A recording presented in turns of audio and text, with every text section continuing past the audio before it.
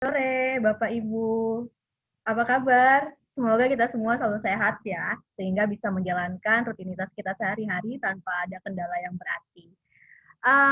Perkenalkan, saya Anissa dari IDEMU by Vivere yang hari ini akan bertugas sebagai moderator pada webinar kita kali ini, yang artinya saya akan memandu acara ini hingga nanti kita selesai. Terima kasih sekali untuk Bapak Ibu yang sudah join untuk mengikuti webinar hari ini. Dan perlu diketahui bahwa webinar ini merupakan webinar kolaborasi antara IDEMU by Vivere dengan Gemarapi. Nah, um, sebelum kita memulai webinar kita, saya akan sedikit memberikan informasi kepada Bapak Ibu semua terkait webinar ini. Yang pertama adalah webinar ini akan dilakukan, ya webinar ini akan terbagi ke dalam 3 sesi, yang mana sesi pertama merupakan sesi yang akan diisi oleh Ibu Peli Sianova selaku Corporate Marketing dari Vivere Group. Lalu ada sesi kedua yang mana nanti akan diisi oleh Bapak Aang Hudaya selaku founder dari Gemarapi. Dan di sesi ketiga akan dibuka sesi tanya jawab yang nantinya kami juga akan memilih 3 pertanyaan terbaik yang akan kami berikan voucher Vivere senilai 500.000. Jadi syarat untuk mendapatkan voucher itu cukup mudah. Bapak Ibu tinggal memberikan pertanyaan saja kepada salah satu pembicara kita, atau boleh juga kepada kedua pembicara kita, dan nantinya pertanyaan terbaiklah yang akan kita pilih untuk mendapatkan voucher dari Vivere. Perlu diketahui juga Bapak Ibu bahwa selama jalannya webinar ini, mic Bapak Ibu sekalian akan kami mute. Jadi apabila Bapak Ibu ingin bertanya, silahkan tuliskan pertanyaan Bapak Ibu pada kolom chat yang ada. Dan pastikan bahwa pertanyaan Bapak Ibu itu ditujukan untuk semuanya. Pastikan chatnya itu to everyone. Gitu. Baiklah, kita tunggu sebentar lagi mungkin ya, supaya lebih banyak lagi yang bisa bergabung di webinar ini.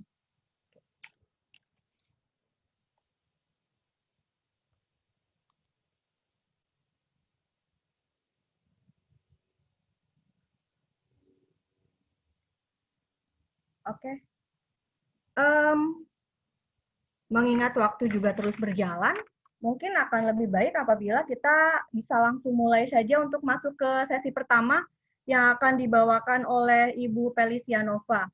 Ibu Peli ini nanti akan memberikan ide-ide inspiratif kepada kita semua mengenai bagaimana sih cara mengatur ruangan kita, cara kita berbenah dengan memanfaatkan furnitur yang ada. Silakan Ibu Peli. Halo, selamat sore semuanya. Perkenalkan, saya Peli Sianova, saya marketing corporate untuk Vivere Group. Hari ini saya akan berbagi sedikit mengenai solusi kita untuk di rumah kita sendiri, gimana caranya kita bisa menikmati proses dalam berbenah di rumah kita. Nah, mungkin nanti udah ada Mas Aang nih dari Gemarapi yang juga akan berbagi ilmunya di sini supaya kita semua juga jadi semakin terbuka pikirannya mengenai berbenah di rumah kita ataupun berbenah secara pola pikir kita. Saya akan mulai materi kita. Izinkan saya untuk share screen dulu ya.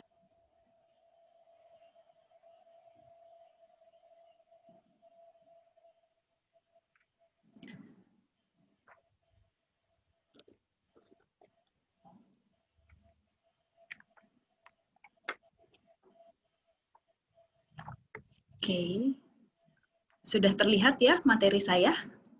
Oke, sip. Oke, hari ini kita akan membahas mengenai solusi mengisi rumah sesuai dengan keinginan kita. Tapi tentu aja kita juga pasti harus punya kaidah-kaidah dalam mengatur isi rumah kita supaya tetap rapi, tertata.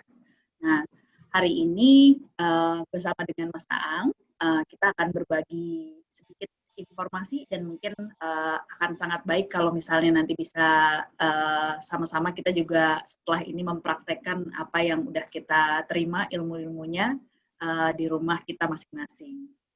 Nah, sebelum kita menuju si solusi tadi yang mau kita bahas, nah di awal ini saya akan memaparkan beberapa problem yang sering kita hadapi di rumah. Nah, banyak di antara kita itu yang kadang-kadang posisi rumahnya itu kalau bisa disebut a bit challenging gitu ya. Jadi agak sedikit perlu diakal-akalin gimana nih caranya supaya kita juga bisa kasih space yang bermanfaat, yang ada gunanya juga buat kita. Nah, paling terutama itu kadang-kadang kita tuh suka ada kolom atau fondasi di rumah kita tuh yang penempatannya mungkin tiba-tiba muncul di tengah, atau misalnya ada kolom tertentu yang melintang gitu, sehingga kita agak sulit dalam mengatur furniture. Kemudian juga terkadang kita juga ada di ruangan yang terbatas, misalnya kalau kita tinggal di apartemen atau misalnya kita punya kamar tinggal yang ukurannya kecil, terkadang juga kita jadi punya kesulitan gimana sih cara mengatur barang yang ada di rumah kita atau di ruangan kita. Lalu untuk ceiling atau kita bilangnya langit-langit ya. Untuk langit-langit rumah yang bentuknya juga kadang-kadang miring, misalnya menyesuaikan atap, atau posisi seperti di bawah tangga itu yang miring, biasanya agak sulit nih kalau misalnya kita mau taruh lemari atau apapun tuh kayak lebih challenging untuk ditaruh di sana. Kemudian juga model atau ukuran furniture yang kita lihat di toko terkadang tidak persis sesuai dengan satu selera kita, keinginan kita, atau tidak sesuai dengan posisi yang kita inginkan. Nah, kemudian selain itu juga ada misalnya bagian window itu yang terlalu lebar sehingga kita tidak bisa taruh furniture di sana, atau sudut-sudut rumah yang pemanfaatannya belum kita maksimalkan dengan baik. Nah, untuk itu kami di Idemu itu hadir dengan beberapa solusi. Beberapa di antara kita pasti juga mempertimbangkan ada dua pilihan furniture sebetulnya. Yang satu itu adalah loose furniture atau furniture yang biasanya kita beli di toko langsung jadi tinggal kita bawa pulang. Tapi kalau kita punya ruangan yang challenging seperti yang tadi diinformasikan gitu ya, kita punya solusi lain yang kita sebut dengan custom furniture. Nah, custom furniture ini biasanya bisa mengikuti satu ide kita inginnya seperti apa, atau kebutuhan kita itu seperti apa, lalu tentunya dengan bentuk yang custom, kita bisa mengukurnya, menyesuaikan dengan ruangan, sehingga pemanfaatan ruangannya juga menjadi maksimal. Selain itu juga berbagai ide yang kita punya, atau keinginan-keinginan kita dalam mewujudkan rumah yang nyaman itu bisa juga kita masukkan ke dalam custom furniture ini. Jadi satu furniture mungkin bisa dimanfaatkan untuk berbagai kebutuhan. Misalnya ada lemari yang ketika ditarik nanti lemari tersebut ada bagian untuk dijadikan mejanya misalnya. Jadi itu sangat menghemat ruangan. Kemudian bisa difungsikan untuk banyak hal selain menyimpan, bisa juga dipakai misalnya jadi meja kerja. Lalu untuk dari segi harga, tentu saja karena ini adalah custom, kita sangat fleksibel. Bisa disesuaikan dengan budget kita, penggunaan materi dan bahannya juga kita bisa melakukan pemilihan gitu ya, baik itu teksturnya, kemudian warnanya, atau bentuknya, itu semua bisa disesuaikan. Dan selain itu juga ada pemanfaatan teknologi 4.0. 4.0 itu adalah salah satu teknologi unggulan dari Idemu. Jadi dari proses awal ketika customer datang berkonsultasi, sebetulnya sangat mudah sih. Yang perlu dilakukan hanyalah menyiapkan satu ukuran ruangannya, kemudian foto ruangannya untuk lebih memperjelas. Nah, setelah itu tinggal didiskusikan dengan desainer kami yang akan memberikan solusi apa sih yang sebetulnya cocok untuk ditaruh di ruangan itu, dan semuanya ini dibungkus dengan teknologi AI sehingga dari proses tersebut sampai mendapatkan bentuk desainnya butuh waktu yang sangat singkat. Kalau informasinya sudah lengkap, bahkan dalam waktu 5 menit tuh udah keluar gambarnya. Ada gambar 3D-nya untuk memberikan informasi yang lebih komprehensif. Oh, kira-kira furniture yang bisa cocok untuk di ruangan ini seperti apa. Lalu kita ke slide berikutnya. Nah, penggunaan furniture tadi itu tentunya kita juga harus melihat tahapan kehidupan kita juga. Nah, inilah yang penting menurut saya karena fungsi dan karakter kita itu akan mempengaruhi kebutuhan furniture yang akan kita butuhkan. Tahapan ini kalau di kami kita membaginya menjadi 4 tahapan. Satu, pada saat kita single, yang pasti kita akan lebih bebas, kemudian bisa memasukkan segala macam stylenya kita, gaya-gaya personalnya kita itu, karakter kita tuh bisa diakomodir secara full. Nah, kemudian pada saat kita di tahapan berikutnya, ketika sudah menikah, tentunya kita juga harus memikirkan kebutuhan pasangan kita. Baik itu kebutuhan si istrinya atau si suaminya, masing-masing pasti harus berbagi ruangan, mulai berbagi ruangan dan gimana caranya kita menemukan titik nyaman di antara keduanya sehingga furniture yang kita beli itu bisa bermanfaat baik untuk sang istri maupun sang suami. Kemudian di tahap selanjutnya itu adalah ketika sudah punya anak-anak. Nah, punya anak-anak ini juga challenge-nya berbeda antara anaknya 1, 2, dan kalau punya anak lebih dari itu pasti tentunya kita juga harus lebih smart dalam hal memanfaatkan space-space yang ada di rumah kita. Nah, sisi lain juga yang biasanya harus diperhatikan ketika sudah berkeluarga itu dan punya anak adalah sisi safety. Kita juga harus pikirkan apakah penggunaan furniture yang ada di rumah kita itu memberikan nilai aman kepada anak-anak gitu. Jadi misalnya seperti sudut di meja itu biasanya kan ada yang lancip, kita juga bisa buatkan untuk yang round atau ada edging-nya sehingga kalau terbentur pun nggak langsung ke sudutnya misalnya. Jadi itu hal yang juga menjadi perhatian.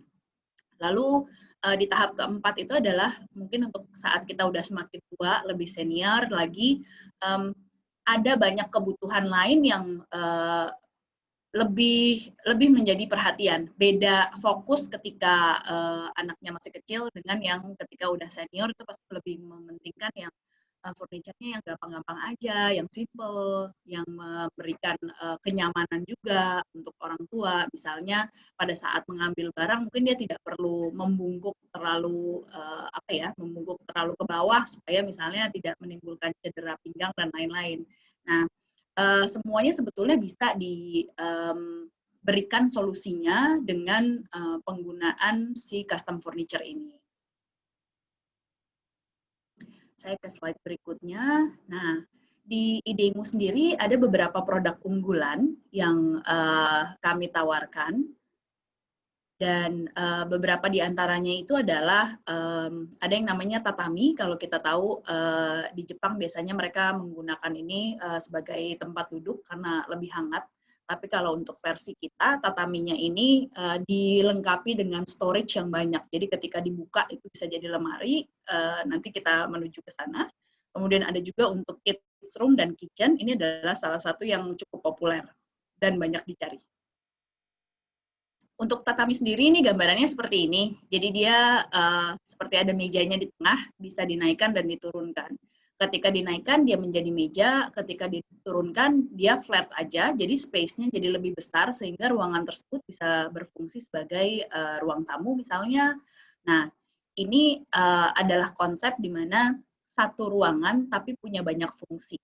Kalau tadi kita bilang ada ruangan yang terbatas, kita bisa memanfaatkan penggunaan tatami ini untuk extra storage. Jadi di dalam tempat duduknya itu ketika dibuka kita akan bisa mengisi barang-barang dengan rapi tanpa harus terlihat tumpukan yang berantakan lah gitu. Kemudian si mejanya itu ketika kita naikkan dan kita angkat itu juga bisa kita pakai sebagai meja kerja.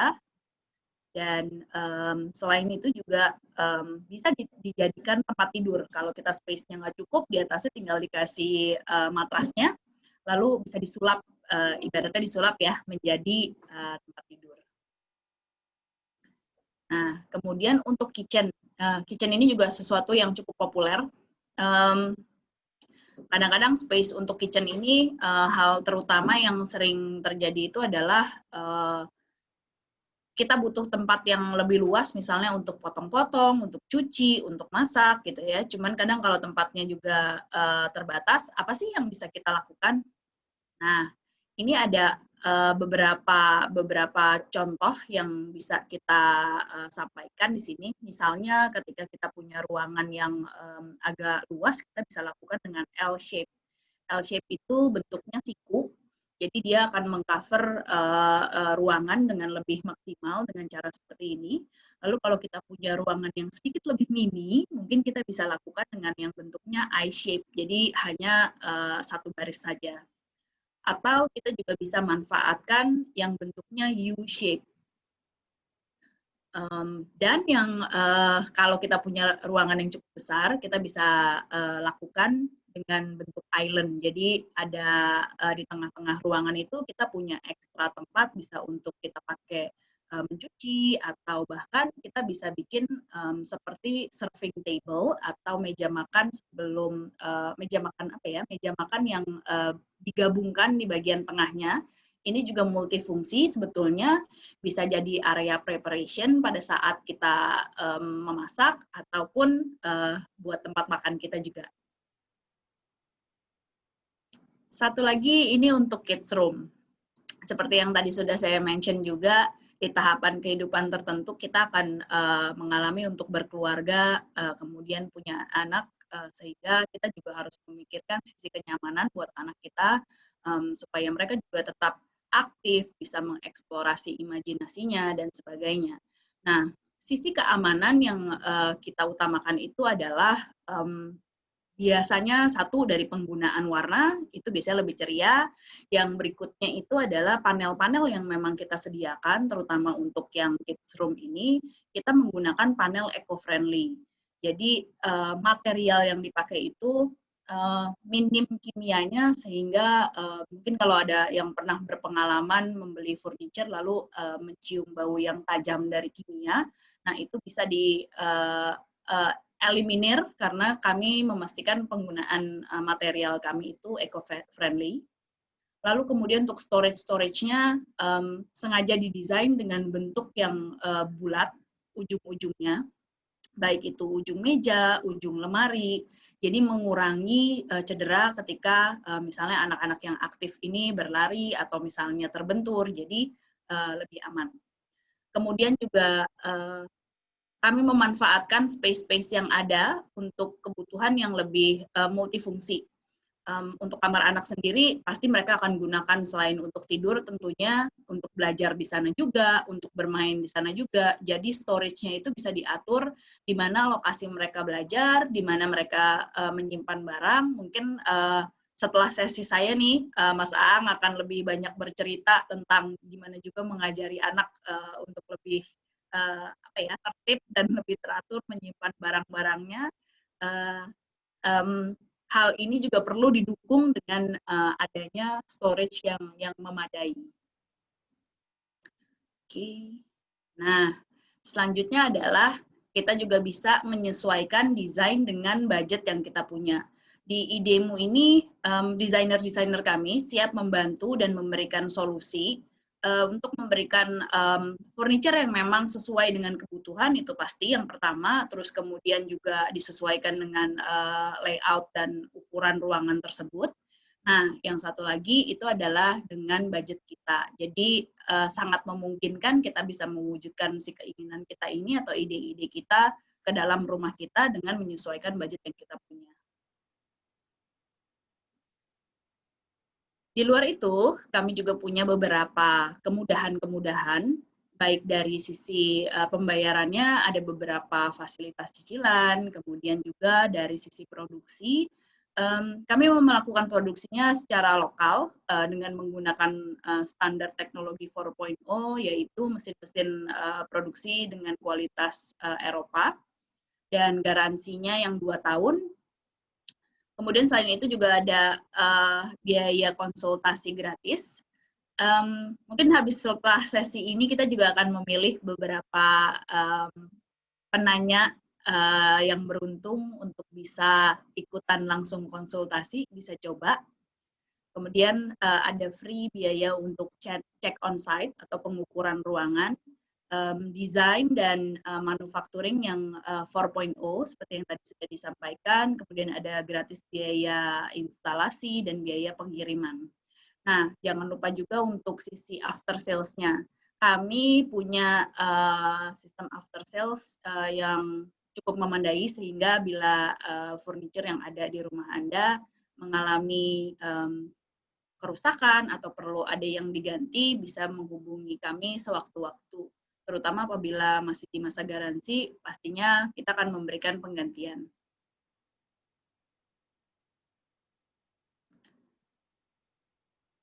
Selain yang sudah disebutkan tadi,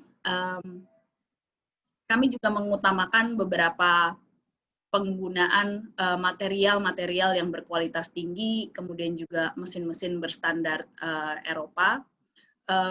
Dipastikan lagi panel-panel yang kami gunakan itu menggunakan material MFC yang ramah lingkungan juga, kemudian juga ada beberapa aksesoris yang kami pakai itu juga standarnya standar Eropa dan Jepang, sehingga memastikan bahwa furniture yang Anda beli di demo ini satu punya kekuatan atau durability, yang kedua juga memang friendly terhadap penggunanya, terhadap alam juga, jadi aman untuk semua anggota keluarga.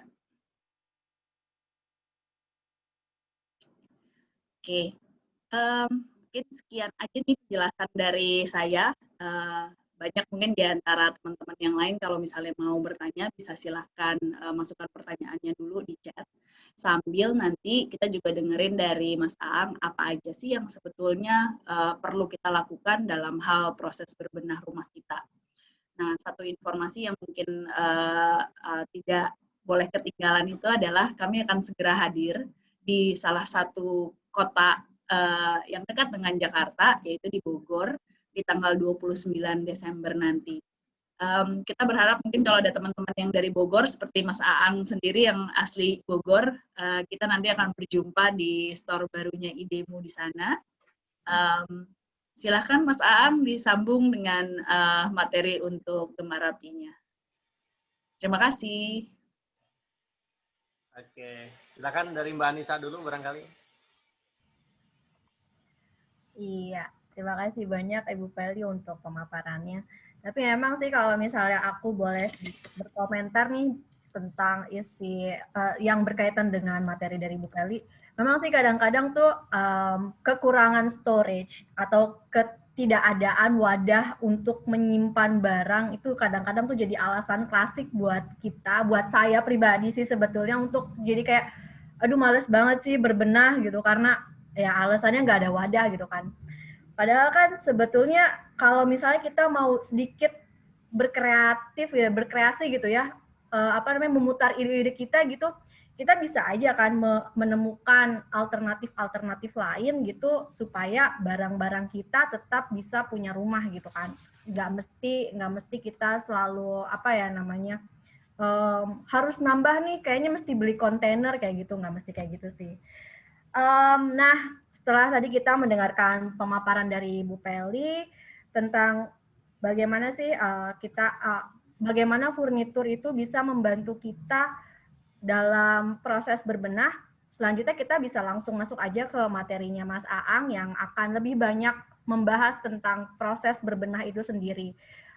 Mungkin mulai dari mengapa kita harus berbenah gitu kan, terus apa aja yang bisa kita lakukan selama kita berbenah, dan mungkin apa aja hal-hal yang terjadi kalau misalnya kita tidak membiasakan diri untuk berbenah gitu. Baik, Mas Aang mungkin langsung aja kali ke Mas Aang ya. Oke, baik, terima kasih. Mas Aang, sorry aku potong. Oke, siap. Ya, sebelum kita lanjut, aku ada ini juga. Aku tadi lupa menginfokan kalau misalnya nanti di akhir kita akan ada sesi foto bersama. Jadi setelah nanti sesi Mas Aang dan setelah sesi tanya jawab selesai, diharapkan seluruh peserta bisa langsung menyalakan kameranya, jadi kita bisa langsung ambil screenshot dan kita foto bersama, gitu sih. Itu aja sih. Oke, siap. Silakan Mas Aang. Baik, terima kasih Mbak Anissa, Bu Feli. Assalamualaikum warahmatullahi wabarakatuh. Selamat sore Bapak Ibu dan teman-teman semua. Saya panggil teman-teman ya, supaya lebih cair suasananya.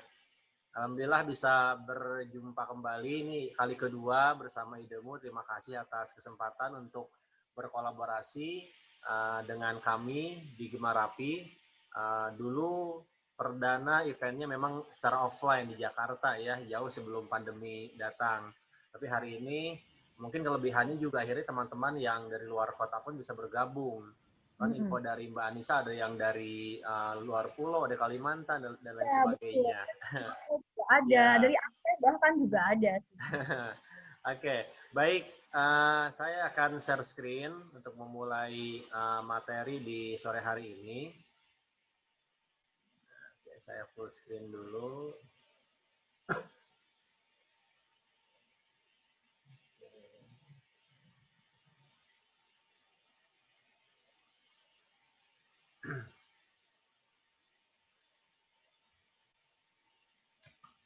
Oke, baik. Sudah nampak ya slide dari saya. Baik, teman-teman semua, tadi sudah disampaikan tentang idemu dari Bu Feli ya, dan kalau ini sangat-sangat apa ya, cocok temanya dengan Gemarapi. Nanti ada beberapa poin yang penting yang sebetulnya ada kaitannya antara Gemarapi dengan idemu. Nah, ini Gemarapi yang metode berbenahnya Indonesia, karena memang metode ini kami susun, kami hadirkan dengan komposisi, dengan formula yang coba kami sesuaikan dengan kultur masyarakat di Indonesia. Nah, ini sedikit perkenalan, saya Aang, hari ini sebagai salah satu di co-founder Gemarapi, tinggal di Bogor ya, betul Bu Feli, mudah-mudahan tanggal 29, jika luang insya Allah mau mampir ke sana. Hari ini masih bekerja di Dompet Wafa dan beberapa aktivitas pelatihan ya yang berkaitan dengan rapi-rapi ya, pokoknya kalau yang berkaitan dengan rapi-rapi, bersih-bersih yang berkaitan dengan isu-isu lingkungan, biasanya saya sering mengisi.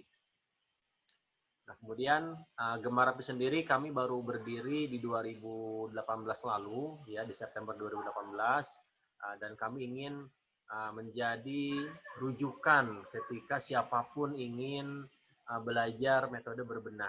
Nah, berbenah apa? Berbenah apapun, tidak terbatas pada berbenah isi rumah ya. Karena konsep berbenah di Gemarapi memang dimulai dari berbenah diri ya, menata diri, kemudian menata seisi rumah, baru nanti menata yang lingkupnya jauh lebih luas. Jadi memang tidak terbatas hanya berbenah rumah. Lalu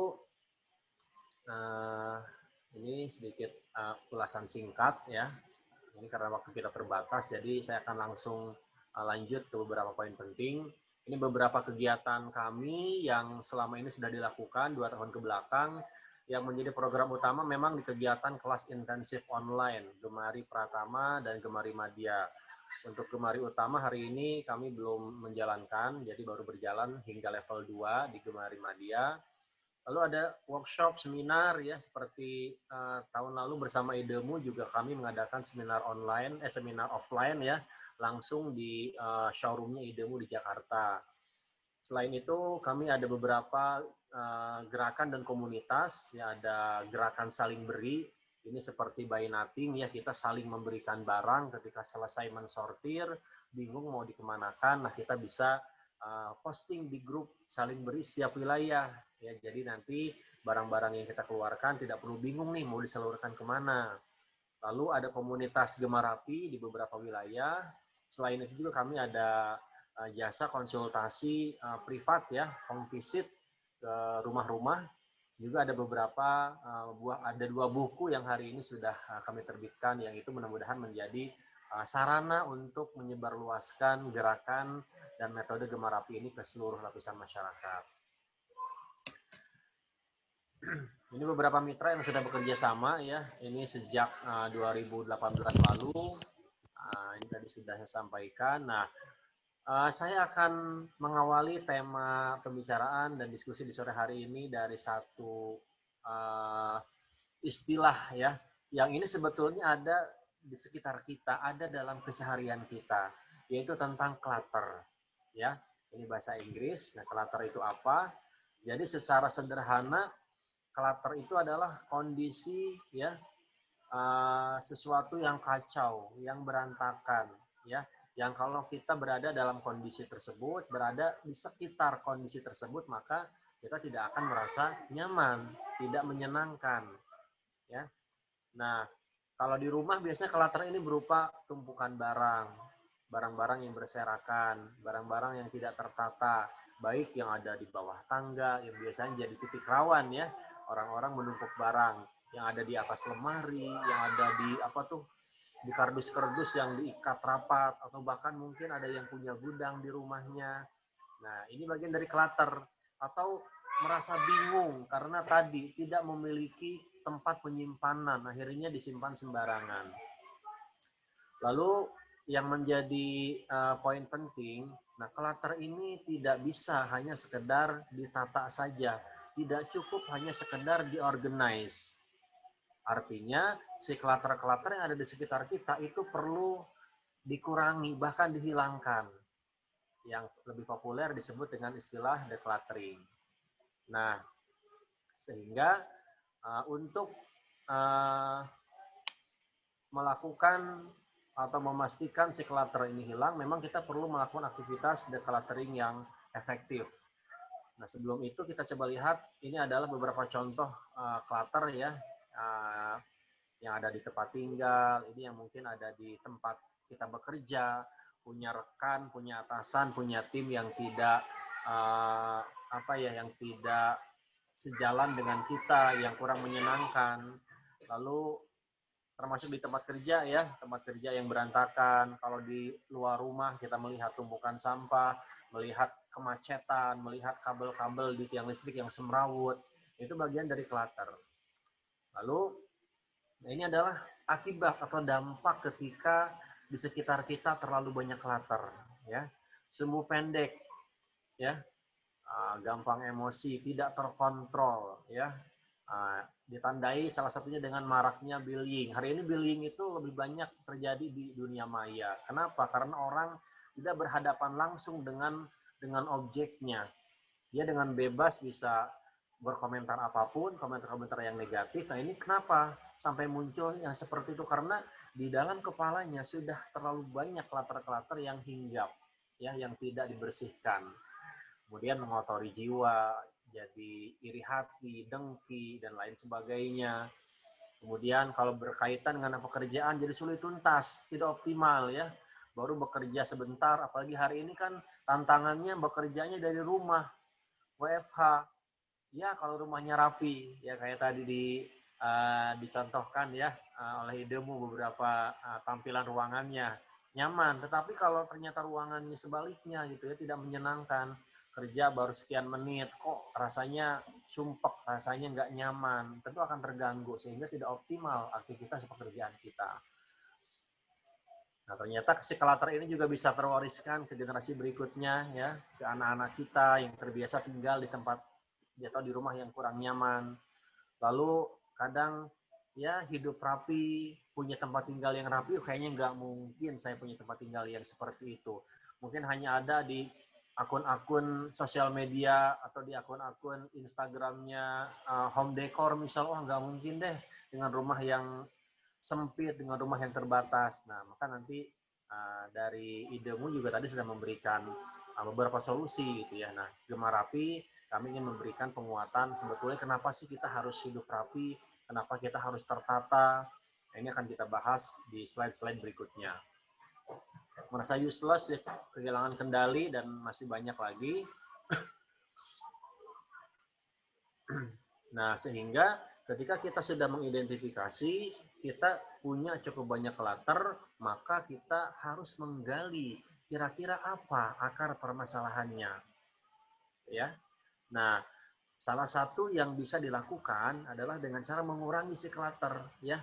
Mengurangi dengan cara apa? Dengan cara berbenah, dengan cara memulai membenahi seluruh barang-barang yang ada di seisi rumah kita. Nah, ini ada contoh penelitian ya yang membahas bagaimana kaitan antara rumah yang bersih, rumah yang rapi, rumah yang nyaman dengan kadar hormon kortisol ya, hormon stres bagi penghuninya. Dan ternyata sangat menarik ya. Jadi mereka yang tinggal di rumah yang bersih, yang rapi, itu ternyata kadar kortisolnya itu rendah. Sebaliknya, yang rumahnya berantakan ternyata hormon stresnya itu tinggi. Dan tentu kadar kortisolnya akan mempengaruhi keseharian kita. Ya. Nah, yang kedua ternyata, nah ini fakta menarik antara laki-laki dengan perempuan. Perempuan itu cenderung stres, cenderung kepikiran ya ketika rumahnya berantakan. Nah, kalau laki-laki katanya ya umumnya ini cuek gitu. Walaupun saya pribadi tidak termasuk dalam golongan yang cuek kalau rumah berantakan gitu ya, pasti sangat terganggu gitu. Nah, sehingga ini ada perbedaan sikap, nah, ini yang biasanya menyebabkan nah ini ya ketegangan antara suami dengan istri. Sehingga di Gemar Rapi ya kami menyampaikan bahwa urusan berbenah ini menjadi tanggung jawab bersama, bukan hanya tanggung jawab istri, tanggung jawab ibu, tapi menjadi tanggung jawab seluruh penghuni rumah. Nah, sebelum itu juga kita perlu cek nih, kira-kira apa sih yang sebetulnya yang menyebabkan rumah itu banyak klaternya, jadi berantakan. Ini perlu kita gali ini. Nah, kira-kira apa saja itu ya. Nah, bolehlah dari teman-teman yang sudah standby nih menyimak, boleh ketik di kolom chatting. Menurut teman-teman ya, kira-kira apa sih yang hari ini menyebabkan rumahnya itu berantakan? Kalau yang rumahnya sudah rapi ya nggak perlu jawab, nggak apa-apa. Atau kalau nggak ada yang jawab, saya anggap sudah rapi semua rumahnya nih. Ya. Kira-kira apa sih yang menyebabkan rumahnya berantakan gitu ya? Wih, anak.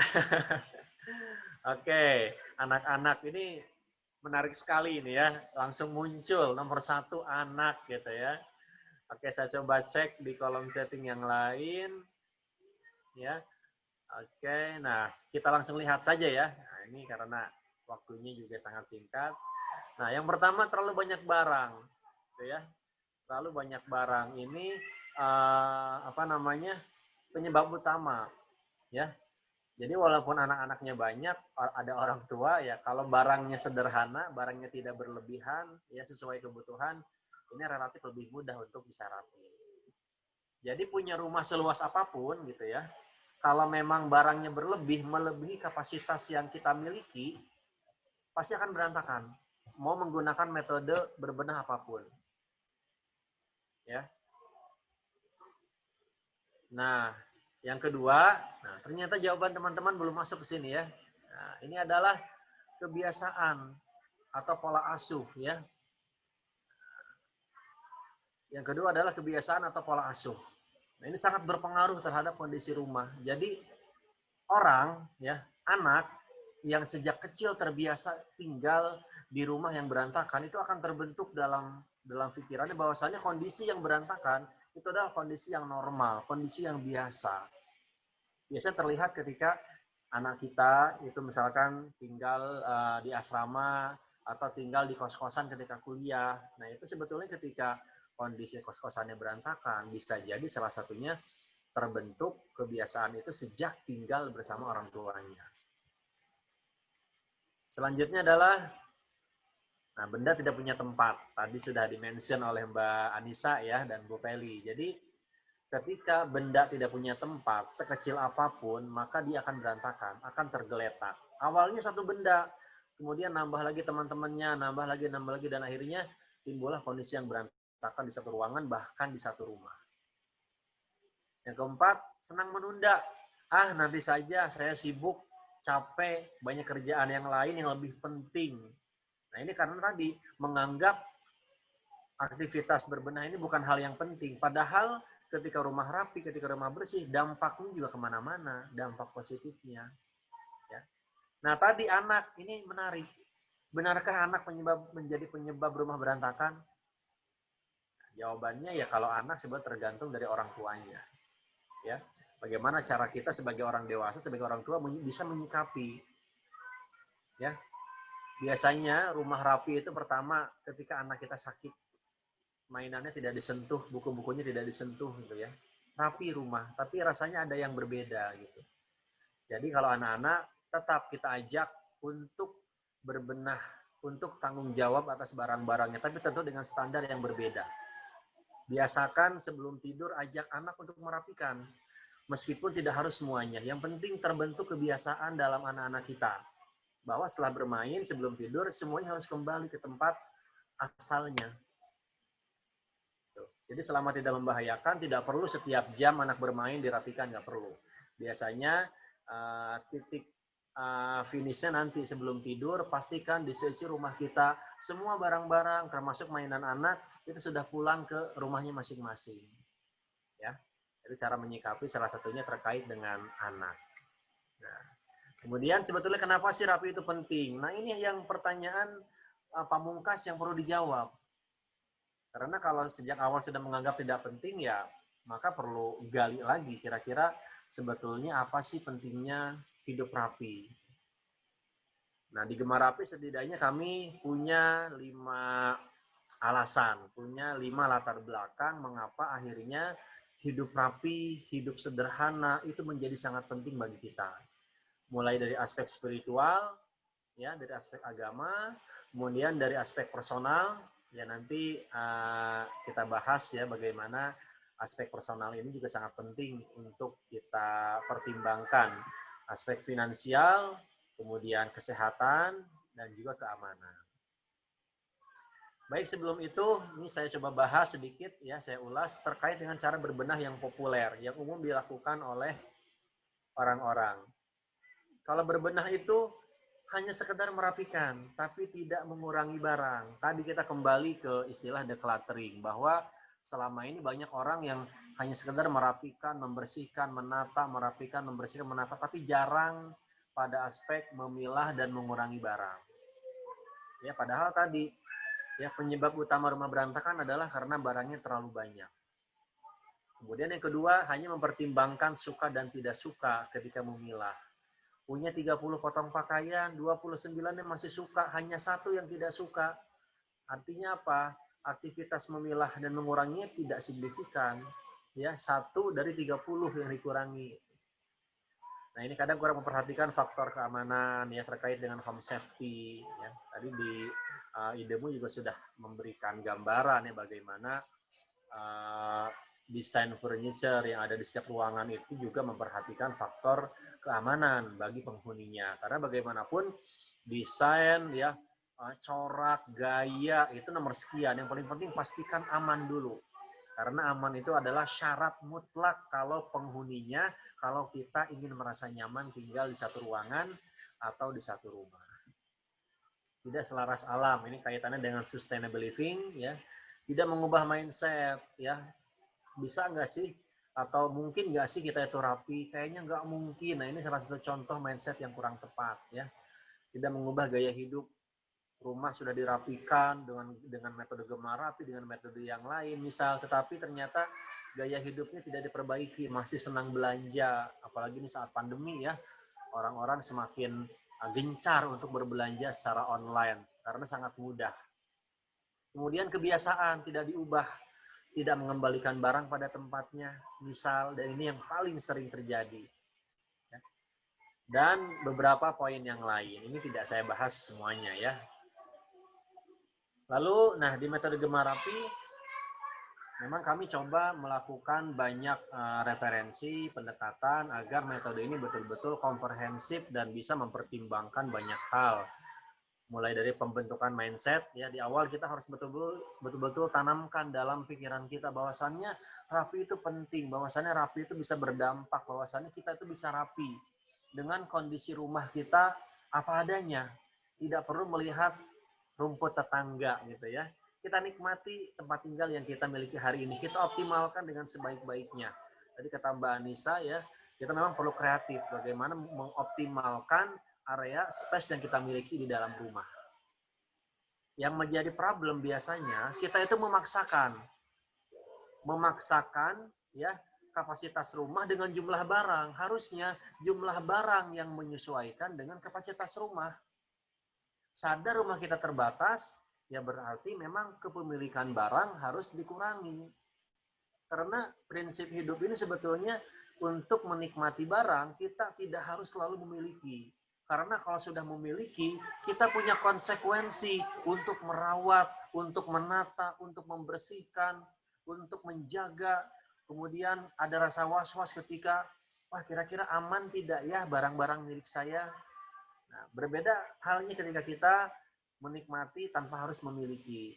Ya, setelah selesai ya kembalikan, misal kalau meminjam, mengembalikan misal ketika kita menyewa gitu ya. Ini menjadi hal yang penting soal mindset kita dalam hidup rapi. Pendekatan spiritual bagaimanapun juga sebagai umat beragama sangat penting, perlu kita pertimbangkan. Ada target perubahan habit, kemudian personalize ya. Potensi individu, bagaimana desain rumah, penataan rumah, kondisi rumah itu bisa merangsang potensi yang ada di setiap penghuninya. Jangan sampai karena rumahnya berantakan, rumahnya tidak nyaman, kita punya anak kita misal punya bakat, punya potensi itu nggak keluar karena tidak mendukung, tidak nyaman. Ya. Yang keenam harus ramah anak ya. Jangan sampai mendesain misalkan lemari, saya pernah menemukan ya, ada orang tua yang menyimpan mainan anaknya itu di lemari paling tinggi, paling atas. Ditanya kenapa alasannya disimpan di sana? Iya nih supaya nggak diberantakin sama anak saya. Padahal kan itu mainan untuk anak-anaknya bermain. Gitu. Kalau nggak bisa dijangkau ya bagaimana anaknya mau bermain? Gitu. Nah, ini kadang kurang memperhatikan rumah agar ramah bagi anak-anak. Mudah terjangkau tetapi tentu tidak membahayakan. Faktor kesehatan, menghargai perasaan, bagaimana juga di Gemah Rapi kita memberikan memberikan satu arahan ketika misalkan penghuninya nih mau merapikan, mau memilah benda-benda yang memiliki nilai kenangan, ya. Bagaimana caranya supaya tidak berat ketika melepaskan barang-barang yang bersifat kenangan, namun kita punya problem untuk merawat, untuk menyimpan.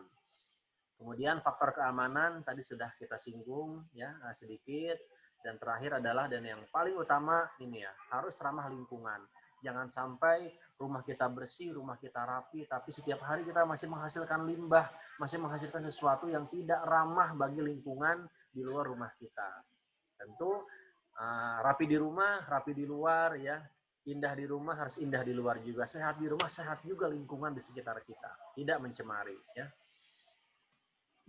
Nah, di aspek spiritual, ternyata hidup rapi, hidup bersih, hidup sederhana, hidup dengan tidak memiliki kelebihan harta, ini sangat sejalan dengan nilai-nilai spiritual di dalam ajaran agama manapun.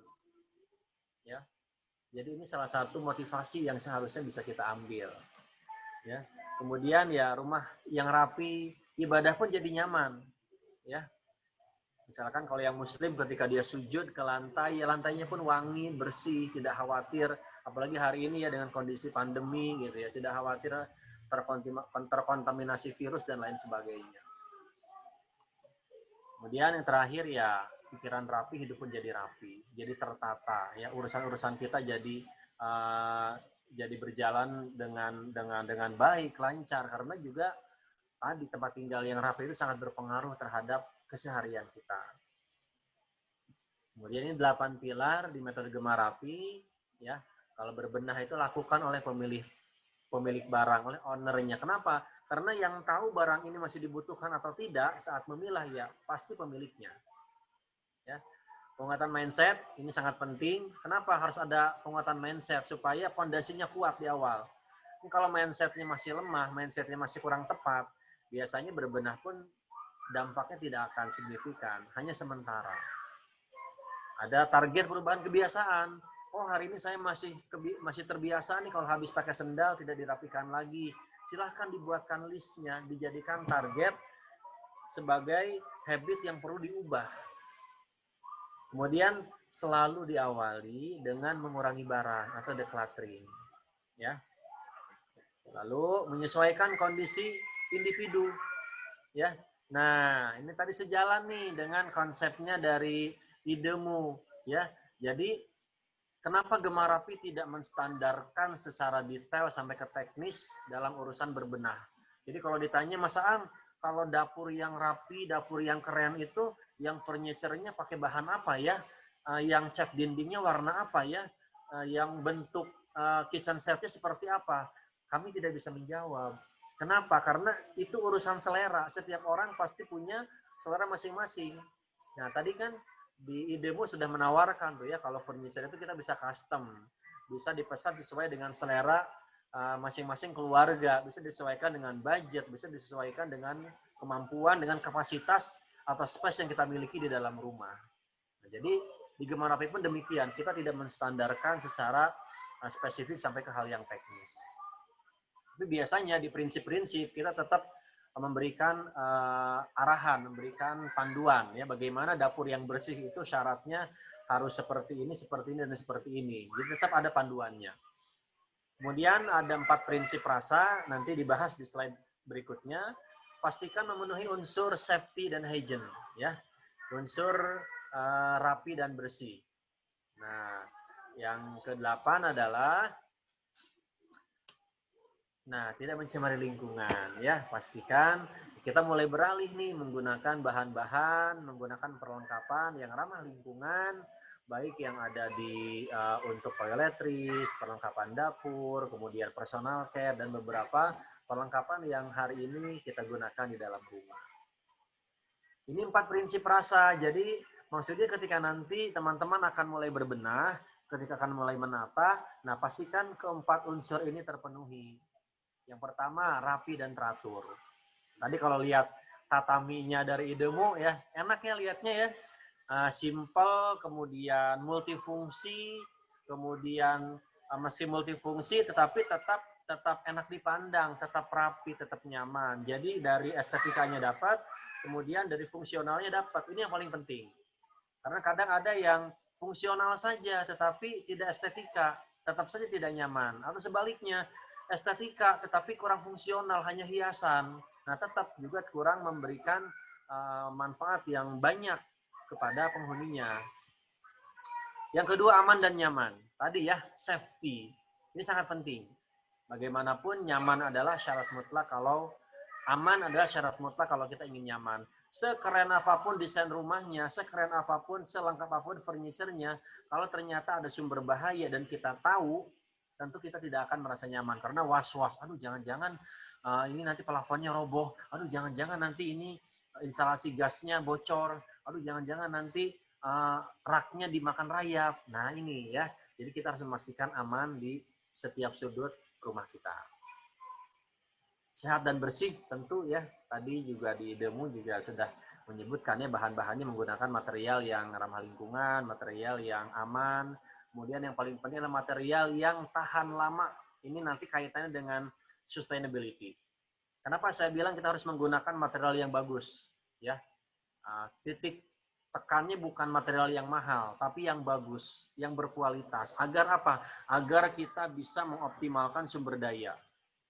Misal kalau kita menggunakan, anggaplah nih kalau di produk pakaian, ya kalau kita beli pakaian kaos kaki misal, yang 10.000 4 pasang ya, tapi 1 bulan habis 1, 4 bulan sudah habis. Dibandingkan kita membeli kaos kaki yang harganya 40.000, tapi bisa bertahan sama 1 tahun misal. Ini kan kita bisa menghemat sekian banyak sumber daya.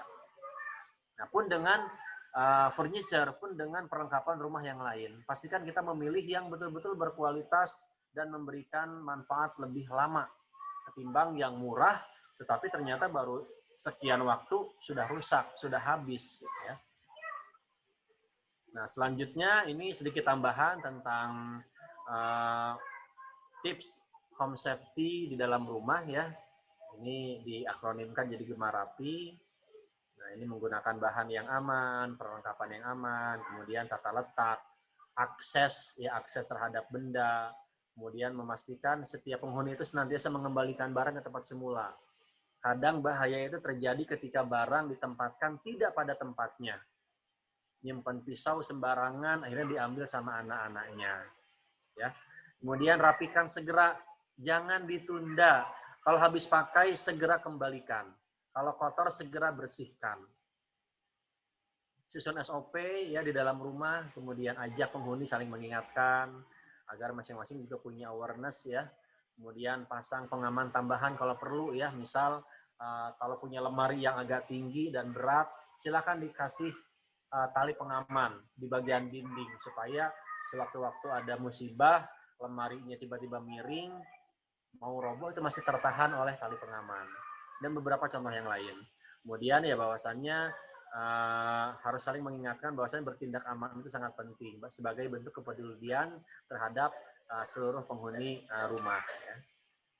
Nah, lalu ini adalah langkah berbenah. Kita sudah masuk hal yang teknis.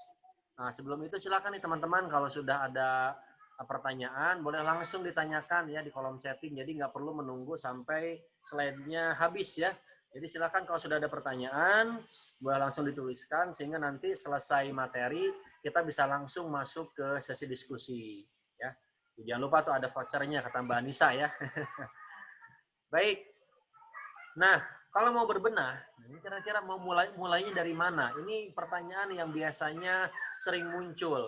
Aduh, bingung nih berbenah mulai dari mana? Saking banyaknya ya, saking menumpuknya clutter di dalam rumah. Nah, yang pertama tentu kita tidak langsung urusan teknis. Yang pertama silahkan tuliskan impian. Mau punya rumah yang seperti apa? Mau punya impian apa? Dengan rumah yang rapi, yang nyaman, kita punya impian apa yang ingin dicapai? Ini penting. Ya, kenapa? Karena rumah bersih, rumah rapi itu bukan tujuan, itu hanya sarana. Tujuannya apa? Impiannya apa? Setiap orang punya impian masing-masing. Misal, oh dengan rumah yang rapi dan bersih, saya ingin menghasilkan karya setiap bulannya. Misal saya sebagai seorang penulis. Dengan rumah yang rapi dan bersih, saya ingin anak saya lebih cepat pulih kembali. Misal punya anak yang sakit berkepanjangan. Dengan rumah yang nyaman, bersih, mudah-mudahan bisa mendukung pemulihan anak saya. Oh, saya ingin anak saya menjadi penghafal Al-Quran, misal bagi yang muslim. Nah, ini juga bisa menjadi bagian dari impian. Jadi rumah itu hanya sebagai sarana. Impiannya apa? Pasti setiap orang punya impian masing-masing. Tuliskan juga kondisi rumah saat ini, alasannya apa, motivasinya siapa dengan berbenah rumah gitu ya. Yang kedua, tentukan urutannya. Ya, supaya nggak bingung mau mulai dari mana. Lalu masukkan ke dalam jadwal supaya kita disiplin, supaya kita punya waktu khusus untuk berbenah. Jangan menunggu waktu luang, tapi luangkan waktu untuk berbenah. Karena kalau menunggu waktu luang, sepertinya kita tidak akan pernah luang ya. Sangat sibuk ya. Lalu setelah kita tiba di jadwal yang ditentukan, maka kita mulai dengan memilah, tadi decluttering. Setelah itu menata dan terakhir nah kita lestarikan kebiasaan-kebiasaan baik supaya kondisi seisi rumah tetap rapi, tetap bersih, tidak bertambah kembali barang-barangnya ya, tidak belanja lagi barang-barang yang tidak diperlukan. Nah, sehingga kita perlu melestarikan kebiasaan-kebiasaan yang baik di keseharian kita. Baik, selanjutnya sebentar. Nah, ini tuliskan impian. Nah, biasanya ketika ikut kelas intensif online atau ketika ikut workshop offline Gemar Rapi, biasanya langsung kami pandu, kami berikan template, kami berikan printout untuk mengisi jurnal berbenah. Mulai dari menuliskan impian, menuliskan kondisi rumah, sampai tadi hal teknis ya, menentukan kategori dalam berbenah, menentukan jadwalnya, bahkan sampai menentukan daftar checklistnya. Oh, storage sementaranya sudah siap atau belum? Ya. Kemudian apalagi nih yang diperlukan untuk berbenah? Silakan nanti sudah ada daftar checklistnya. Nah, ini yang kedua, urutan berbenah. Nah, sebetulnya secara prinsip tidak ditentukan urutannya pun tidak masalah. Ya dari Gemar Rapi sebetulnya nggak masalah kita nggak menentukan urutan. Karena setiap orang bebas mau mulai dari mana. Namun pada kenyataannya ya banyak yang bertanya ke kami di Gemar Rapi, "Duh Mas, kira-kira kalau mau berbenah mulainya dari mana dulu ya? Bingung nih." Nah, sehingga tetap kami di Gemar Rapi memberikan panduan, memberikan urutan dalam berbenah rumah. Biasanya kami tentukan dari yang paling banyak jumlahnya dan paling berpotensi berantakan. Nah ini, di Gemarapi kami ada 3 klaster, klaster 1, 2, dan 3. Masing-masing klaster terdiri dari beberapa kategori. Klaster 1 itu diisi oleh dapur, pakaian, dan buku. Ketiga hal ini yang biasanya jumlahnya luar biasa banyak di setiap rumah. Klaster 2 ada dokumen ya atau kertas-kertas, kemudian mainan, baik mainan anaknya, mainan bapaknya mungkin, benda kenangan ya atau mementos ya, barang-barang yang memiliki nilai-nilai histori, nilai-nilai sentimental. Dan yang ketiga, klaster ketiga adalah kamar tidur dan ruangan yang lain. Kalau misalkan ada ruangan, ada kategori di luar 3 klaster ini, berbenah toiletries, toilet dan kamar mandi, dan berbenah halaman. Nah, ketika teman-teman punya kategori atau ruangan yang lain, silakan boleh sisipkan di antara 3 klaster ini atau masukkan ke klaster 3 ya, poin pertama. Selanjutnya, nah, susun jadwal berbenahnya supaya tertarget, supaya kita juga disiplin.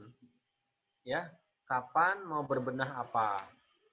Ini contohnya ya. Oh, hari Senin mau mulai dengan mengisi jurnalnya, lalu memilah pakaian anak, mendonasikan pakaian yang layak pakai, dan seterusnya. Ya, upayakan jadwal berbenah ini durasinya tidak terlalu panjang. Jangan sampai buat agenda berbenah 1 tahun. Wah, itu terlalu lama ya. Syukur-syukur kalau 1 bulan bisa selesai itu jauh lebih baik. Ya, supaya tidak menunda-nunda. Semakin cepat selesai tentu jauh lebih baik karena kita bisa lebih cepat menikmati hasilnya dan juga menikmati prosesnya tentunya. Selanjutnya mulai dengan memilah ya, mengurangi dengan cara memilah. Indikatornya yang memang masih digunakan itu silakan simpan. Yang masih diperlukan, yang masih memiliki nilai manfaat silakan disimpan. Targetnya sampai kita merasa cukup, tidak terlalu banyak, tapi juga jangan sampai kekurangan.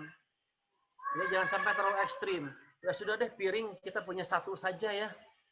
Atau karena di rumah hanya 3 orang, piring hanya punya 3 aja. Ya sebetulnya boleh-boleh saja ketika kita siap untuk memanage dengan hanya memiliki 3 buah piring. Tapi kalau ternyata merepotkan, ya silahkan ditambah sampai kita merasa, oh kayaknya cukup nih punya piring sekian buah. Ya. Pun dengan barang-barang yang lain. Nah, ini cara memilahnya ya. Jadi tujuan memilah ini kita ingin memastikan tidak ada barang-barang yang sia-sia, tidak ada barang-barang yang berbahaya. Lalu juga nah kita bisa nih buat rubrik pertanyaan ya, apakah bermanfaat, apakah tambah bahagia ketika kita memiliki barang, ini pun perlu dipertimbangkan. Selanjutnya, nah ini ada konsep 8R ya. Ada konsep 8R. Ini adalah ketika nanti kita memilah barang, pastikan tidak ada barang yang dibuang. Ya, tadi konsep sustainable dan konsep ramah lingkungan. Nah, langkah preventifnya untuk menghindari jumlah barang yang masuk yang bertambah, kita bisa lakukan aktivitas reuse dan reduce, menghindari atau mengurangi. Kalau tidak, yang kedua, untuk barang-barang yang sudah terlanjur ada di rumah kita, kita bisa lakukan aktivitas kuratif. Ya, bisa dialihfungsikan, bisa digunakan kembali, didonasikan, dikomposkan kalau yang organik, ya. Nah, ini adalah upaya yang bisa dilakukan atas barang-barang yang hari ini dimiliki di tempat tinggalnya masing-masing. Baik, itu saya kira ya teman-teman. Jadi karena waktunya terbatas, tentu saya tidak membahas detail sampai ke hal teknis. Jadi lebih ke hal-hal umum, hal-hal prinsip yang sifatnya menjadi landasan bagi kita untuk hidup rapi. Dan mudah-mudahan setelah ini juga ada terbayang ya, kira-kira mulai terbayang nih, kira-kira mau mulai berbenah dari mana, sudah punya motivasi, sudah punya referensi, dan mudah-mudahan setelah ini bisa mulai berbenah gitu ya. Dan nanti kalau perlu referensi teknis ya, furniture dan lain-lain silahkan, itu bisa ke teman-teman di Idemu seperti itu. Baik, terima kasih teman-teman semua, sudah jam 5:30. Namun setelah ini bisa kita gunakan waktu yang tersisa dengan sesi diskusi. Sementara saya stop share dulu supaya kita lebih nyaman. Saya kembalikan ke Mbak Anissa. Ya. Iya, oke. Terima kasih Mas Aang. Kita bisa masuk ke sesi ketiga ya, sesi tanya jawab. Tapi ini aku tadi udah lihat-lihat juga beberapa pertanyaan yang masuk, dan aku ada tertarik juga nih sama apa tadi yang diutarakan sama Mas Aang, bahwa ternyata emang ada irisan ya antara metode berbenahnya Gemah Rapi dengan custom furniture yang ditawarkan oleh IDEMU, yaitu aspek personalisasi. Jadi itu artinya kan baik itu pemilihan furniture atau cara berbenah sebenarnya tuh sifatnya tuh fleksibel dan gak ada aturan saklek yang harus diterapkan ke semua orang. Jadi tuh sebetulnya semua orang bisa merealisasikan baik itu cara berbenahnya sesuai dengan kebutuhan dan kesanggupan masing-masing, ataupun kalau misalnya ada seseorang yang ternyata butuh untuk melengkapi rumahnya dengan furniture yang memiliki extra storage. Nah, terkait hal ini aku mau coba lihat pertanyaan dari Ibu Lila, yang Bu Lila ini bertanya soal, kayaknya sih ini untuk Ibu Peli sih, bisa nggak ya furniture itu untuk diterapkan untuk rumah yang minimalis? Ibu Nur Sofia yang bertanya soal tips menata furniture di rumah dengan memanfaatkan furniture yang sudah ada. Kadang dilema antara mulai pesan perabot yang sesuai kebutuhan agar tetap terlihat rapi, tapi berarti harus mengeluarkan perabot yang tidak sesuai. Adakah yang menerima perabot bekas yang masih layak? Mungkin Bu Peli bisa coba elaborate lagi, memberikan penjelasan terhadap pertanyaan dari Bu Lila dan Ibu Nur Sofia ini kali ya Bu ya. Silakan Bu. Terima kasih untuk pertanyaannya. Saya jawab dulu pertanyaan dari Ibu Lila. Ibu Lila itu tadi bertanya soal ini ya, furniture yang minimalis. Iya. Oke. Sebetulnya kembali lagi seperti yang tadi kita juga sempat bahas, bahwa ada setiap tahap kehidupan di mana mohon maaf, ini suaranya yang feedback saya aja yang dengar. Terdengar Bu, terdengar. Iya, kayaknya aku sih mendengarnya.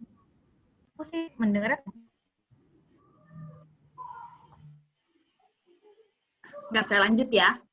Oke, tadi lanjut. Untuk penggunaan furniture itu sebetulnya memang kita juga harus sesuaikan dengan kebutuhan kita. Kita juga jangan terlalu misalnya mengikuti tren. Artinya kan tren itu memang sebagai referensi yang kita bisa lihat, tapi kita kembali lagi kebutuhan kita ini seperti apa.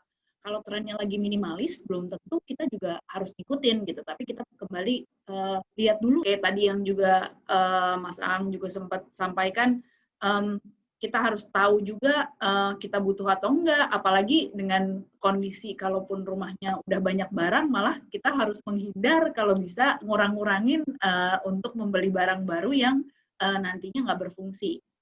Kemudian mungkin pertanyaannya lebih ke kalau saat ini punyanya minimalis, nanti ke depannya seperti apa gitu ya. Malah menurut saya akan jauh lebih baik, karena biasanya mulai dulu dengan punya beberapa, lalu nanti berikutnya kalau kita merasa, oh kebutuhan kita ternyata bertambah, atau misalnya kita udah berubah prioritas sehingga butuh barang-barang yang lain. Pada saat memang kita membutuhkan, ya kita bisa membeli atau membuat furniture custom yang kita sesuaikan dengan kebutuhan kita sendiri. Gitu. Itu yang pertama untuk Bu Lila, semoga menjawab pertanyaannya. Terus yang kedua tadi pertanyaannya apa, boleh diulang?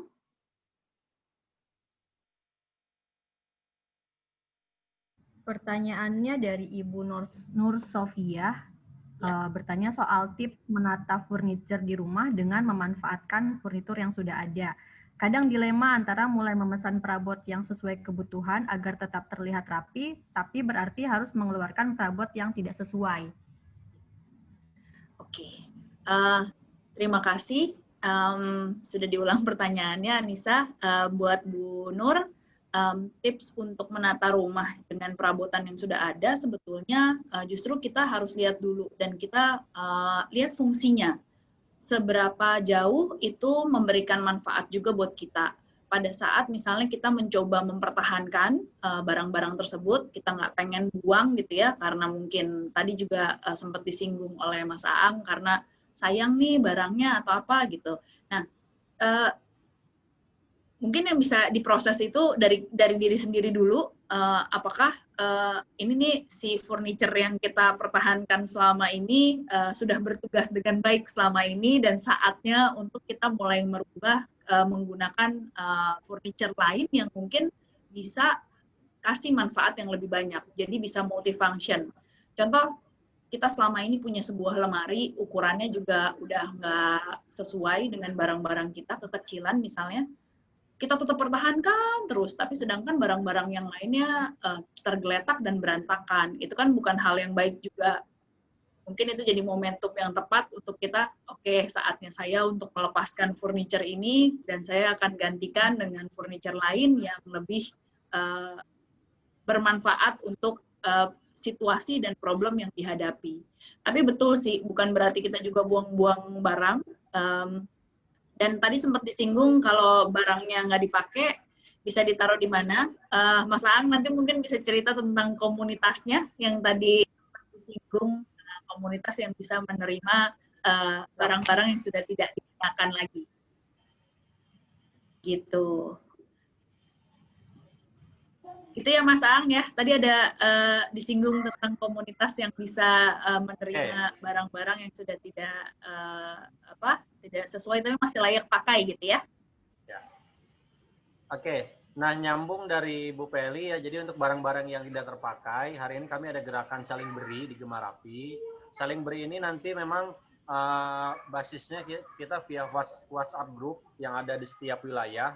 Bahkan kita wilayahnya ada yang sudah spesifik per kecamatan. Kenapa? Supaya proses saling memberinya ini tidak terlalu jauh ya, untuk mengurangi jejak karbon juga. Nah, ini nanti silakan bisa cek di Instagram @salingberi, kemudian daftar, nanti tinggal pilih ya daerah yang memang sudah ada adminnya. Mungkin belum di seluruh kabupaten dan kota, tapi alhamdulillah sudah ada di puluhan wilayah. Apalagi kalau Jabodetabek, insya Allah sudah ada semua. Jadi nanti join di grup WA-nya. Ketika kita punya barang yang mau dihibahkan, tinggal posting di grup WA, beri misalkan satu set alat masak atau beri satu buah jaket, itu bisa. Nanti yang paling cepat dia yang berhak menerima. Nanti tinggal janjian aja kalau sudah deal gitu ya. Itu. Iya. Solusi yang cukup menarik ya buat yang merasa banyak bingung ya. Iya, benar. Kadang-kadang saya sendiri juga merasakan hal yang sama pada saat mau beli barangnya dibutuhkan, tapi ternyata dipakainya cuma sebulan 2 bulan, habis itu kayaknya udah nggak dipakai lagi nih gitu. Jadi kan numpuk-numpuk ya, daripada numpuk-numpuk sebaiknya diberikan kepada yang membutuhkan. Mas Aang mungkin bisa menyambung nih, ada pertanyaan soal pemilahan sampah juga dari Ibu Yuni Ifayati. Dia bertanya, kami di rumah memilah sampah, tapi spot untuk sampah pilah ternyata juga memakan tempat di rumah kecil. Ada tips nggak tuh katanya? Baik, terima kasih Mbak Yuni atas pertanyaannya. Mungkin nanti saya sambil langsung merespon beberapa pertanyaan lain ya. Jadi nggak perlu dibacakan satu persatu. Nah, memilah sampah yang saya lakukan di rumah, dulu memang awalnya saya mau menyiapkan lebih dari 5 wadah tempat sampah terpilah. Tapi ternyata kok jadi sempit. Akhirnya hari ini saya hanya gunakan 2 wadah sampah terpilah, organik dan anorganik. Organik saya pakai baskom aluminium supaya mudah dibersihkan ya. Hindari menggunakan wadah yang kotak karena nanti di pojokannya itu agak sulit untuk dibersihkan. Untuk yang organik pun tipsnya memang harus dibuang di malam hari, bukan di pagi hari. Untuk menghindari hewan-hewan masuk di malam hari ke rumah kita. Yang kedua untuk organik, untuk anorganik cukup di satu wadah. Boleh pakai karung, boleh pakai box, boleh pakai apapun yang memang hari ini kita miliki. Nggak perlu dipisah-pisah, ini logam, ini botol, ini plastik, nggak perlu. Campur jadi satu, nanti pilahnya misal per 2 minggu sekali baru dipilah. atau per 1 bulan sekali. Ya, yang memang mau diolah sendiri silakan diolah, yang mau dikirimkan ke bank sampah silakan kirimkan. Nah itu tipsnya, ya. Tidak perlu menyiapkan banyak tempat sampah. Itu untuk memang yang tempatnya terbatas. Tapi kalau misalkan luas mau menyiapkan 4-5 kotak ya silakan. Lalu saya mulai scroll ke atas dulu. Oke, showroom idemu nanti Bu Feli dan Mbak Anissa yang menjawab. Kemudian, nah ini tips trik saat memilah barang. Nah sayang, aduh nanti jangan-jangan dipakai lagi. Aduh nanti jangan-jangan perlu. Nah ini kita terlalu merisaukan masa depan. Terlalu merisaukan yang akan datang yang belum tentu itu akan kita hadapi. Sehingga kita lebih memilih mengorbankan kebahagiaan kita hari ini. Lebih rela hidup bersesak-sesakan dengan barang yang belum tentu kita itu akan pakai atau enggak. Ya, jadi memang harus langsung ditentukan ini mau dipakai atau enggak gitu. Ya, jadi jelas. Boleh juga menggunakan batas waktu. Oh, kalau lebih dari 3 bulan nggak dipakai berarti nanti harus saya keluarkan. Ya. Dan ingat tadi konsepnya, untuk menggunakan barang, untuk menikmati barang, kita tidak harus selalu memiliki. Apalagi dengan zaman 4.0 ini, apa sih yang nggak bisa kita pinjam, yang nggak bisa kita sewa? Ya, peralatan bebersih rumah misal, mungkin saking kitanya sibuk, nggak punya tempat menyimpan vacuum cleaner dan lainnya, udah tinggal panggil tuh jasa-jasa online datang ke rumah kita, gitu ya. Perlengkapan bayi misal, hari ini apa sih nggak disewakan, semuanya bisa gitu ya. Jadi itu. Kemudian, nah ini supaya kecuali barang yang sifatnya barang darurat, barang yang sifatnya itu kondisional. Payung, aduh kan sekarang musim panas nih, ya ngapain kita punya payung? Sedekahkan aja, ya nggak begitu. Itu namanya barang darurat, dipakai sewaktu-waktu. Lilin, lampu darurat, kotak P3K, itu ya, itu sifatnya barang darurat. Nah, selanjutnya pembayaran program cicilan idemu, ayo silakan nanti ranahnya Bu Peli. Kemudian cara berbenah agar jadi kebiasaan. Nah, kadang terasa malas dan capek. Ini kenapa malas dan capek? Karena kita belum punya motivasi. Ya, kita itu biasanya jadi menyenangkan melakukan satu aktivitas karena kita tahu benefit apa, manfaat apa yang akan kita terima. Ya, kalau kita sudah tahu manfaatnya, kita akan semangat biasanya. Itu tadi ya, kita bisa gali motivasi. Oh, karena ada aspek spiritual, karena kalau hidup rapi kita jadi nyaman, anak-anak jadi betah di rumah gitu ya. Nah itu kita bisa gali strong why-nya, kita gali motivasinya. Kemudian jadi capek karena tadi yang dibenahi terlalu banyak. Tapi kalau barangnya sudah sederhana, kita pun terbiasa mengembalikan barang, ketika jadwal berbenah pun tidak banyak yang kita rapikan karena barang-barangnya sudah kembali ke tempatnya. Lalu dari Mbak Lila, apakah ada satu kondisi terlalu declutter ya, terlalu minim? Betul, bisa terjadi ketika memang memilahnya tanpa ada pertimbangan yang matang. Oh, pokoknya harus minimalis. Ternyata pas mau makan, aduh piring kotor semua, cuma satu gitu ya. Pas mau berangkat kerja, aduh pakaiannya masih kotor karena memang baru dipakai kemarin sore. Nah ini juga harus ada perkiraan, harus ada perhitungan yang matang. Maka kita perlu mengetahui seberapa banyak sebetulnya yang kita perlukan. Dan memahami kebutuhan ini ternyata tidak mudah. Tahu nggak sih sebetulnya teman-teman berapa sih pakaian yang harus kita miliki jumlahnya dalam angka? Ada yang tahu?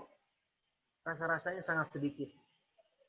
Nah, ini PR kita ya untuk menentukan kebutuhan kita. Lalu selanjutnya, jadi pastikan tidak terlalu minimalis ekstrim ya, minimalis tapi sesuai kebutuhan. Kemudian furniture yang kropos nanti Bu Feli ya biar sekalian. Kemudian cara mengurangi kerekatan dengan barang. Nah, cara menguranginya adalah tadi, kita sudah punya motivasi, kita sudah punya perhitungan berapa banyak yang diperlukan, maka kita jadi tahu.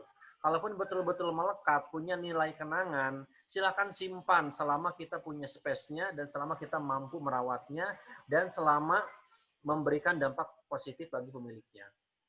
Lalu tips menata furniture itu silakan nanti dari idemu kemudian milah sampah sudah ya, kemudian meja rapat yang sudah tidak digunakan, apakah bisa dibelah-belah? Tergantung bahannya ya, kalau bahannya memang papan partikel agak sulit, tapi kalau bahan kayu solid masih bisa dimodifikasi. Baik, kurang lebih itu dari saya. Selebihnya silakan Bu Feli bisa masuk kembali ya. Bisa scroll up pertanyaan yang sudah masuk. Ya, tadi saya udah scroll up beberapa pertanyaan. Ini ada yang bertanya soal showroom dan promo untuk custom furniture. Untuk showroom, saat ini kita punya 2 showroom. Satu di daerah Jakarta Barat, itu ada di Central Park. Kemudian yang di Jakarta Selatan itu ada di Kemang Village. Dan buat teman-teman yang lain, nggak usah khawatir, kita akan buka lebih banyak showroom lagi. Yang paling dekat itu kita akan buka di Bogor, nanti di tanggal 29. Dipastikan di sana pasti ada program promo khusus, jadi kita akan ada program cashback 5 juta untuk pembelian di showroom Bogor.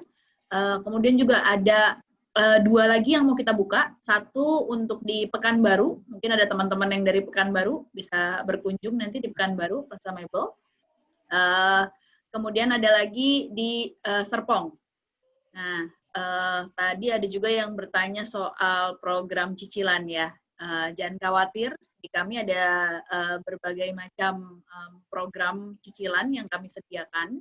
Ada dari CIMB Niaga, ada dari Mandiri, kita juga ada dari Kredivo, dan ada beberapa program-program yang lainnya. Untuk informasi lebih jelas mungkin bisa lihat nanti di Instagram atau di website kita. Jangan lupa di-follow, siapa tahu ada program-program khusus yang pas ketika Bapak Ibu sedang membutuhkan, bisa disimak di sana juga. Terus kemudian tadi ada yang bertanya soal material ini ya, material furniture-nya keropos. Oke. Nah, pemilihan material itu juga sebetulnya perlu ditelaah lagi, kondisinya kita juga seperti apa. Untuk materi-materi yang sifatnya dari serbu kayu, sebaiknya jangan terkena air. Kalau terkena air pasti akan keropos. Nah, kami di IDEMO itu menggunakan beberapa material yang memang dari segi ketahanannya itu juga cukup baik. Kemudian ada juga material kita yang anti bakteri, karena kerapatan dari materinya itu cukup sangat rapat gitu ya, sehingga mencegah timbulnya bakteri. Ini sangat cocok misalnya kalau dipakai untuk di dapur atau di meja. Ini akan sangat berfungsi, apalagi di periode pandemik ini kita harus rajin bebersih, jangan sampai ada tempat-tempat tersisa jadi sarang kuman atau sarang penyakit, harus tetap mengutamakan kesehatan juga. Terus kemudian tips untuk menata furniture. Tadi sudah terjawab ya untuk tips menata furniture ini dengan perabotan bekas atau yang baru. Kemudian yang lainnya, ada lagi nggak nih yang terlewatkan? Coba bisa dibantu kalau ada yang terlewatkan. Ada pertanyaan soal ini tadi, promo custom furniture untuk kitchen. Khusus untuk kitchen ya. Kalau untuk kitchen sendiri kita ada beberapa paket untuk kitchen. Bisa lihat di marketplace kita juga. Kita juga hadir di Tokopedia, Blibli, dan Shopee. Di sana ada beberapa paket yang kami tawarkan. Tidak hanya kitchen aja, tapi ada juga paket untuk kamar anak, paket untuk bunk bed, dan ada juga beberapa produk lainnya yang kita buatkan special package dan special price di sana. Iya, udah sih kalau misalnya dilihat pertanyaannya itu aja sih. Sepertinya semua pertanyaan sudah terjawab ya. Sip. Iya, mungkin kita sudah bisa kita sudah bisa menutup sesi webinar kita. Kalau misalnya boleh aku kasih kesimpulan, tadi ini aku ngambil kesimpulannya dari kata-kata Mas Aang juga sih yang bilang hidup rapi hanya mimpi belaka. Sebetulnya hidup rapi itu tidak hanya sekedar mimpi, karena mewujudkan hidup rapi itu cukup mudah. Seperti yang tadi dibilang kan, kita tuh semua baik berbenah atau merancang furniture itu sebenarnya sifatnya personalisasi, tergantung dari kitanya juga, bisa disesuaikan dengan kebutuhan kita. Nah, sesi hari ini mungkin cukup sekian. Terima kasih banyak untuk pemateri-pemateri kita, untuk Ibu Peli dan Mas Aang. Seperti yang tadi saya sampaikan di awal acara, bahwa akan ada 3 pertanyaan terbaik yang akan dipilih oleh pembicara dan berkesempatan untuk mendapatkan voucher Vivere senilai 500.000. Pemenangnya nanti bisa diumumkan di akun Instagramnya IDN aja kali ya. Jadi Bapak Ibu untuk untuk mengetahui siapa pemenang voucher Vivere senilai 500.000 nanti bisa lihat aja di Instastory-nya akun Instagram IDEMU di @idemu.idn. Kurang lebih malam kali ya Bu Peli ya bisa diumumkannya. Ya, Mas Aang ya. Oke. Lalu sebelum kita mengakhiri acara, kita lakukan sesi foto bersama. Jadi kepada Bapak Ibu sekalian bisa mulai dinyalakan aja kameranya, videonya. Kita akan ambil screenshot untuk ya kenang-kenangan dari webinar kita hari ini. Boleh sebentar. Ini masih belum semuanya menyalakan kamera sih. Ibu Nara mungkin boleh dinyalakan kameranya.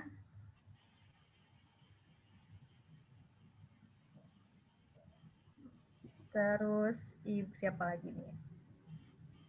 Ibu Rosiko juga belum nyala kameranya. Ibu Yayu juga nih. Masih banyak yang belum menyalakan kamera sepertinya nih. Banyak yang malu-malu ya. Iya, Kita foto aja dulu. Malu-malu, boleh deh kalau begitu. Sebentar. Oke. Nadia boleh minta tolong bantuannya juga ya. Oke, sip. Ada berapa slide? Ya. Sudah? Ada 2 slide. Sudah slide ya? Ada 2 Oke. Siap, boleh. Nat, siap-siap difoto. 1, 2, 3. Oke, foto kedua ya. 1, 2, 3. Baik. Cukup? Atau masih mau foto lagi? Kali lagi deh, boleh? Boleh. Yuk, 1, 2, 3.